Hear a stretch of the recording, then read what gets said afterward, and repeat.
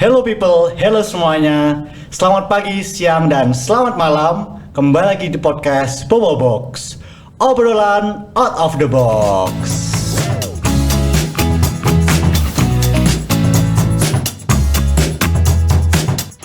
Nah, pertama-tama kenalin dulu nih. Aku Karisel Antoni Herandi, boleh dipanggil Risel, dari manajemen angkatan 24 selaku moderator di sini. Nah, tentunya aku nggak sendiri dong. Di depanku ini ada guest star super spesial nih, yang orangnya tuh asik, kece, dan juga sangat menginspirasi. Nah, mungkin boleh perkenalan dulu nih, Mas. Oke, terima kasih banyak Karisel buat sambutannya. Halo semuanya, perkenalkan nama aku Muhammad Rizal Ramadan, biasa dipanggil Rama dari manajemen 24. Oke, jadi namanya Mas Rama ya teman-teman. Orangnya juga pasti ramah ya. Bisa aja masnya nih. Nah, jadi gimana nih kabarnya Mas Rama hari ini? So far so good nih. So far so good ya, Mas. Mas Rizal mau nanya dulu nih. Kenapa nih, Mas? Di depan kita ada apa sih? Oh, di depan kita. Jadi di depan kita ini ada Beans Coffee nih, Mas. Oh, Beans Coffee. Nah, kebetulan nih kita belinya yang Thai tea ya, Mas. Oh, Thai tea ya? Thai tea. Kalau boleh tahu Beans Coffee ini ada di mana sih? Beans Coffee ini ada di sebelah gedung D ya, teman-teman. Namanya GKM di situ, Gerai Kewirausahaan Mahasiswa. Nah, itu teman-teman boleh masuk aja dan mampir tuh. Kalau mau yang aus-aus, yang seger-seger, nah boleh tuh, Mas. Oke. Terima kasih banyak ya Mas ya buat informasinya nih. Iya, sama-sama ya, Mas. Oke. Oke, kita lanjut lagi nih. Oke. Nah, Mas Rama di sini diundang karena punya bisnis nih. Bisnisnya itu berupa bisnis online, teman-teman. Nah, mungkin teman-teman pada penasaran kan bisnisnya kayak gimana. Nah, tapi sebelum itu nama brand bisnisnya ini apa nih, Mas? Oke, jadi nama bisnis yang aku jalan itu adalah Cards for Lovers nih Kak. Card for Lovers. Bener. Dari namanya aja udah bucin banget Udah nih. bucin banget ya? Mas, aku jomblo loh, Mas. Udah jangan berat Mas. Oke, jadi mungkin boleh diceritain secara singkat aja nih deskripsi Oke. bisnisnya Mas Rama itu kayak gimana? Oke, sini aku izin menjelaskan ya. Ya. Nah, jadi bisnis aku tuh sebenarnya bergedang di bidang aksesoris nih. Aksesoris. Nah, tapi aksesorisnya bukan cuma sekedar aksesoris, namun bertujuan untuk orang-orang pacaran. Untuk orang-orang pacaran. Sesuai namanya, for lovers kan. Ya, for lovers. Nah, jadi aku nih menjual barang-barang couple lah gitu Mas. Barang-barang couple ya. Bener. Tapi yang jomblo juga bisa beli sih. Bisa juga. Kan siapa tahu mau tulis nama kerasnya ya. Siapa tahu kan nama kerasnya dikasih. Ya. Terus siapa tahu jodoh. Itu jodoh. Iya. Coba aja. Nah, mungkin Mas bisa ditunjukin nih produknya kayak gimana nih, Boleh Mas? banget. Oke, jadi ini adalah produk andalan ya dari Waduh. Card for Lovers. Pink biru gitu ya. Yes. Oh, jadi bentuknya kayak KTP gitu ya, Mas? Bener, KTP Kayak bentuknya. KTP. Jadi ini ya produknya. Oke, keren banget nih, Mas. Jadi buat teman-teman nih yang lagi bucin terus lagi mau seru-seruan sama pacarnya nih, boleh banget dibeli tuh. Boleh Card banget. for Lovers. Boleh banget. Oke, lanjut nih, Mas. Nah, menurut Mas Rama bagaimana sih bisa kepikiran nih ide bisnis dari Mas Rama ini? Karena kan terbilang cukup baru ya, ide kartu gitu kan. Nah, mungkin bisa diceritakan nih dari awal ngerintisnya. Oke, boleh banget. Jadi aku kepikiran buat bikin Card for Lovers itu sebenarnya dari hal-hal klise sebenarnya. Dari klise. Klise banget. Jadi simpelnya aku itu lagi bikin KTP nih kan. Iya. Bikin KTP terus lihat orang pacaran. Nah, kayak lucu deh kalau orang pacaran punya KTP bareng. Nah, ya udah aku coba coba desain, aku coba upload di market, ternyata rame seperti itu. Klise banget sebenarnya idenya itu. Tapi itu spontan gitu ya, Mas? Spontan banget. Spontan banget gitu. Lihat orang pacaran, terus mau buat kartu nih, Iya, buat bener. seru-seruannya. Bener. Oke nih, Mas. Nah, apa sih, Mas, yang membuat Mas Rama bisa yakin nih masuk ke dalam bisnis online nih, bisnis Card for Lovers nih? Mungkin Oke. dari hobinya Mas Rama, dari passionnya Mas Rama, atau mungkin dari yang lain nih? Oke. Bersangkutan dengan tadi ide klisenya itu, Ya. sebenarnya kan aku memang basicnya nih suka ngedit ya, Suka ngedit. ngedesain. Nah, saat aku mencoba mendesain kartu itu, aku merasa kayak, oh ini ada potensialnya nih. Karena aku lihat di market tuh belum ada. Jadi sebelum aku berpikiran untuk meluncurkan ini ke market, aku udah namanya research dan juga udah melakukan namanya SOT. Tahu dong SOT? Oh ya, SOT. Nah, situ aku udah ngeliat nih, oh kalau misalkan di marketnya belum ada produk-produk seperti ini. Dan mungkin kalau aku drop di market bakal bisa pecah nih. Jadi maksudnya bubble-nya belum ada. Aku bakal menjadi orang pertama yang bikin. Iya. Nah, karena aku yakin di situ belum ada yang bikin dan belum ada yang meledak mungkin, ya udah aku yakinin aja diri aku sendiri, nekat. Nekat ya. Nekat aja. Modal nekat ya. Modal nekat bener Modal Mas. nekat. Modal nekat. Oke nih Mas, jadi gitu ya teman-teman. Jadi misal kalian nih terbilang apa ya, kepikiran mau bisnis baru nih, bisnis yang nggak biasanya nih. Itu teman-teman boleh banget nih, apalagi kan ranahnya ke online gitu ya. Mas. Bener, Ranahnya bener, ke online. Jadi pasti orang-orang mau cari apa aja pun juga bisa sih kalau dari online nih. Bener. Iya. Bener banget. Nah, Mas Rama, sejak kapan sih bisnis dari Mas Rama ini didirikan? Oke, jadi aku udah start bisnis Cars for Lovers ini dari kelas 11. Dari kelas 11? Kelas 11 SMA. Mudah banget ya Mas? Mudah banget kebetulan ini. Kebetulan mudah banget. Itu berarti waktu kelas 11 itu 2 SMA ya? 2 SMA itu bisa kepikiran gitu, itu coba-coba nggak ya Mas? Coba-coba sebenarnya. Coba-coba ya? Coba-coba hadiah lah. Coba-coba hadiah ya? Ternyata viral nih ya? Viral nih. kebetulan. Iya, benar banget. Oke, mungkin kita lanjut aja nih Mas. Mungkin bisa diceritain nih, pengalaman plus minusnya dari bisnisnya Mas Rama ini kayak gimana? Oke. Dikarenakan mungkin di zaman sekarang ini bisnis online itu sedang viral-viralnya ya. Mungkin banyak juga yang belum tahu kalau misalkan di balik bisnis yang viral itu banyak juga tuh enak gak enaknya lah ya. Jadi aku pingin nih namanya nge-highlight hal-hal yang gak enak nih menurut aku ya. Iya.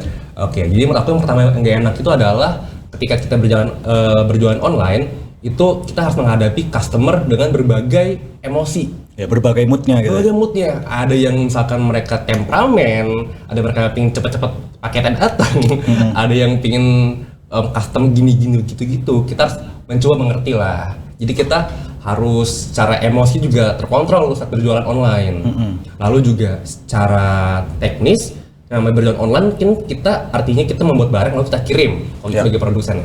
Nah, saat produksi itu pasti ada aja dong kesalahan-kesalahan kecil, misalkan salah input atau mungkin salah desain atau salah apa, itu yang harus kita tanggung nanti di akhir. Nah itu nggak enak tuh kadang. Nah, nanti ya impactnya bakal ngaruh ke keuangan kita. Nah lalu yang terakhir menurutku yang paling nggak enak itu adalah ketika kita punya bisnis itu artinya kita punya target, benar kan? Nah, ketika target itu tidak terpenuhi, pasti kita sebagai penjual, sebagai seller bakal ada yang namanya rasa kecewa dengan diri kita sendiri. Kita nggak bisa gini, nggak bisa gitu.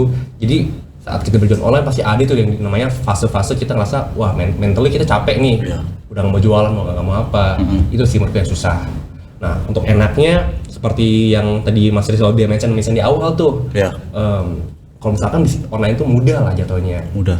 Apa-apa ada dong muncul. Iya, apa-apa. Jadi mau kita jual apapun, kalau misalkan kita marketingnya oke, pasti bakal laku menurut aku. Seperti itu. Oh, jadi gitu ya Mas. Benar.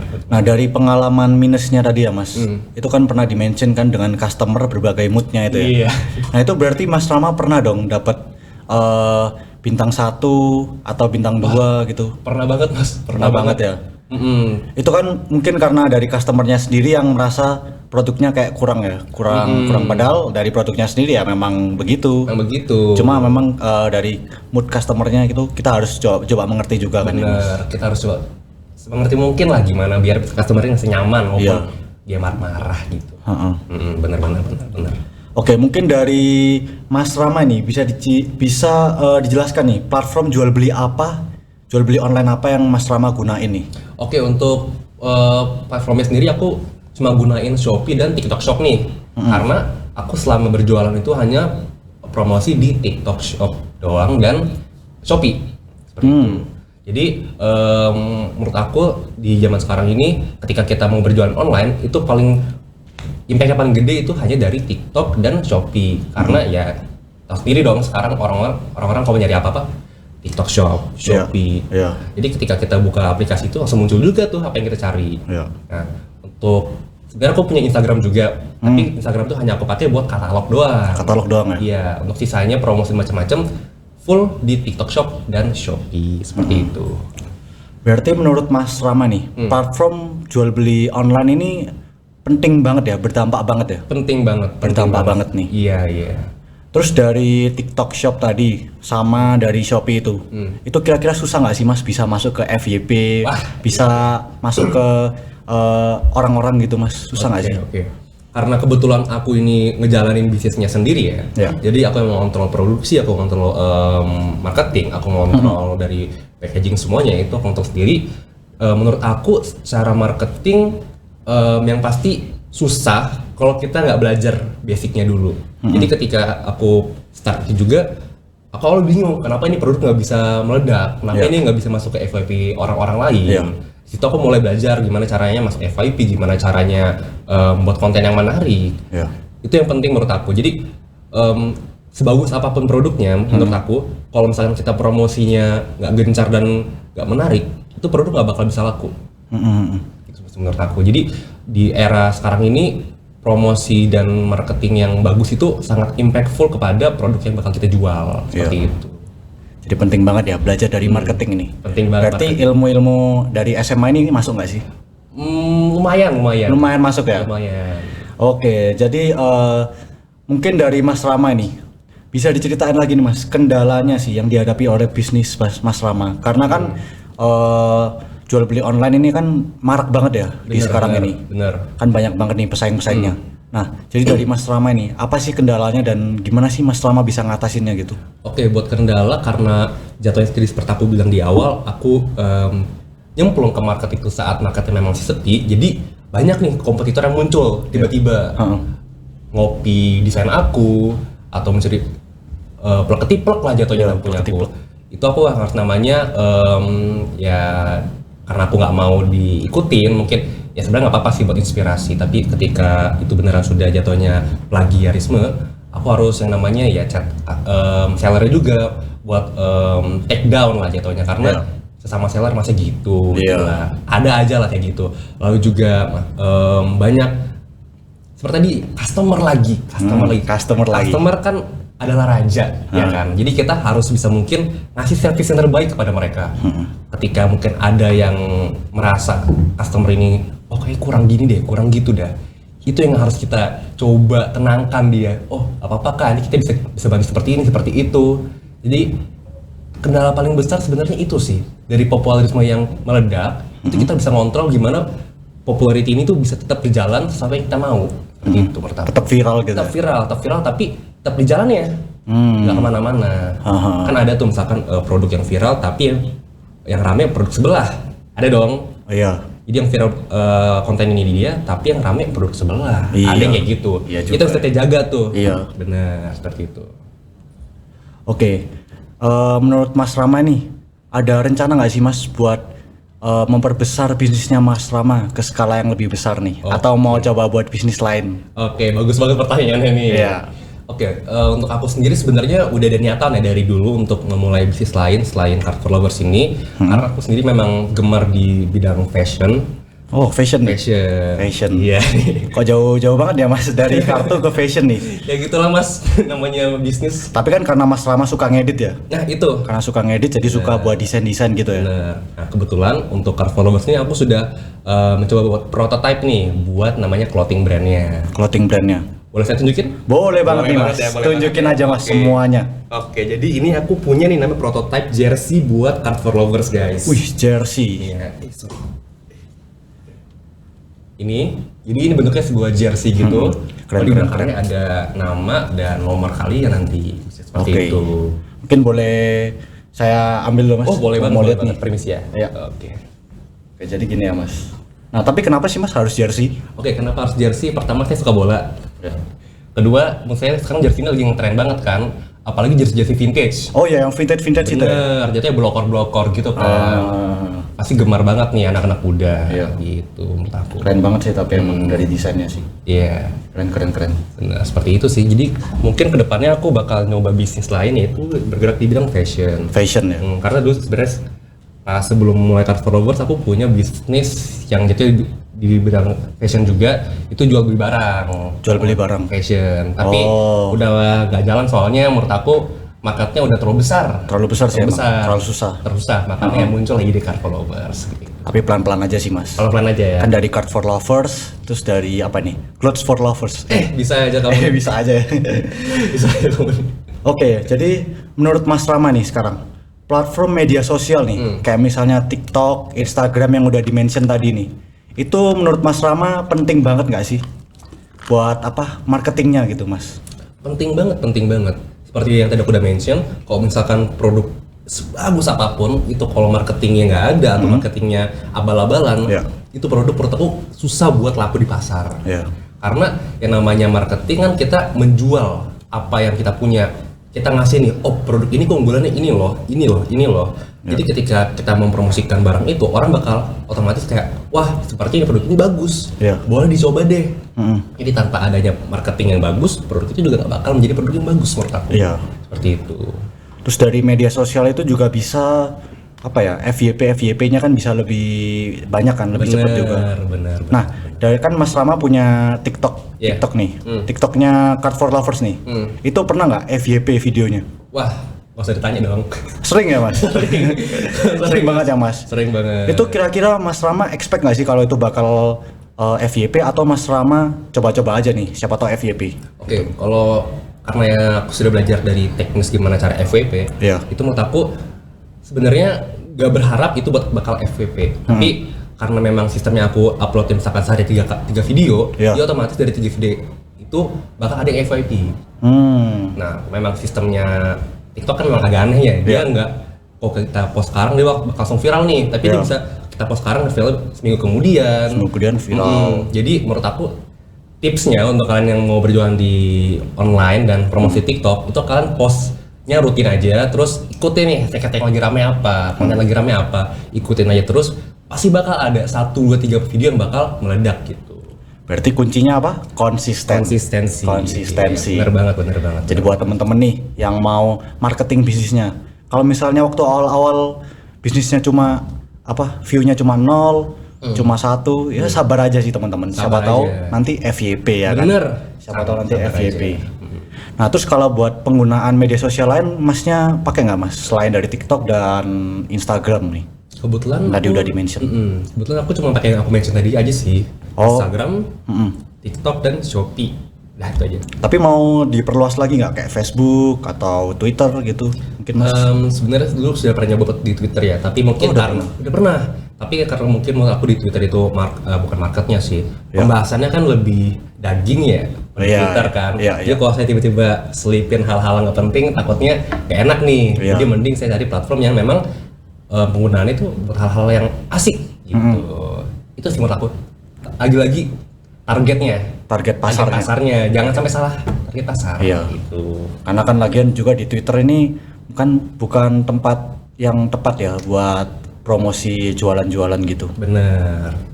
Oke, mungkin dari teman-teman pendengar nih yang mau coba buka bisnis online, apa sih Mas yang harus dilakukan pertama kali nih Mas? Mungkin bisa sharing tips dan juga skill-skill yang diperlukan nih Mas.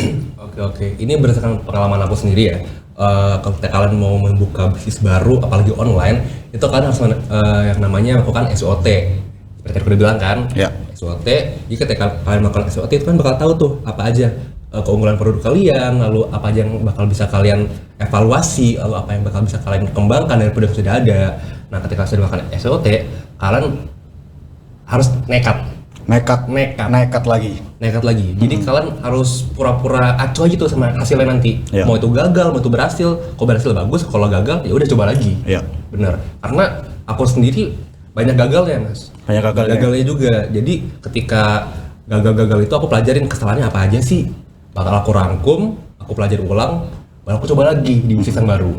Jadi harus nekat. Ketika sudah nekat, nanti kan pasti ada hasilnya tuh. Kalau misalkan memang gagal, coba lagi. Kalau misalkan bagus, itu yang susah.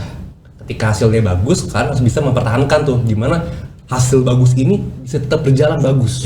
Jangan sampai turun. Itu yang susah. Makanya di situ kita harus belajar namanya organizing. Bisa ngontrol nih gimana caranya produk kita bisa tetap bagus, pasar tetap ada, lalu kita bisa menggapai orang-orang baru juga beli produk kita. Seperti itu sih menurut aku. Oke, jadi tadi itu ada sharing tips and triknya dan juga skill-skill yang diperlukan buat membuka bisnis online nih. Bener. Jadi membuka bisnis online nih terbilang rumit juga ya nggak sih Mas? Hitungnya sebenarnya kalau di-compare sama bisnis offline lebih mudah sih, tapi kalau yang tadi Mas Rizal bilang rumit juga sebenarnya. Iya, karena kan juga terbilang kartu ya, jualan kartu itu kan Iya, benar banget. nggak expect loh orang-orang jualan Expect, kartu iya. kartu bucin. Iya. Saya cerita ke teman saya nggak expect kok. Tapi buktinya bisa laku kan mas? Bisa laku. Bisa laku. Harus pede dengan produk kita sendiri. Harus pede Harus nih pede. teman-teman. Benar. Jadi kalau misalnya kalian mau buka apa nih? Alat pancingan, wah. Alat pancingan. tuh bisa juga. Bisa juga mungkin alat pancingannya dihiasin dulu kan. Iya, dihiasin terus apa buat bucin gitu. Bucin ya, pancing Buat berdua bucin. Pancing berdua gitu kan. Nah, itu bisa. Bisa banget, bisa banget. Jadi apapun bisnisnya kan harus tetap pede dan juga punya skill marketing yang bagus nih teman-teman. bener banget. Karena kan kalau misalnya jualan online nih, yang paling penting itu adalah marketing ya tadi katanya mas. Marketing lagi baliknya seperti itu. Oke nih mas.